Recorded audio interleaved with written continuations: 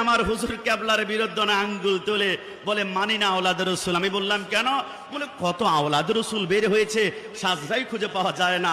আমরা বললাম আমাদেরকে টোকা দাও, আমরা তো আওলাদ রসুলের গাড়ির পিছনে দৌড়াই, ধুলাবালি নাক দিয়ে আমরা টেনেছি।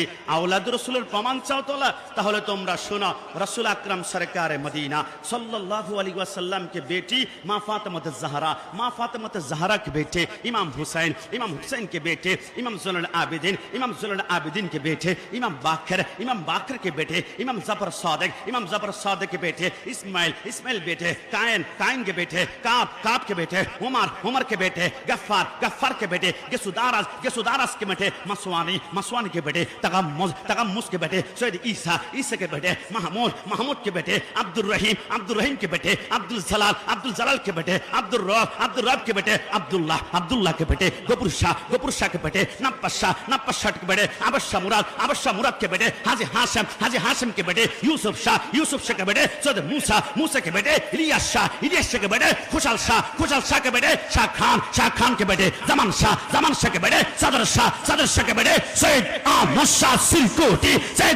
शाह सिरकोटी के बेटे सैयद मोहम्मद तैयब शाह के बेटे सैयद मोहम्मद ताहिर साबिर शाह। শুনে রাখো, আমার মাকে গালি দিলে আমি জেল কাটতে রাজি।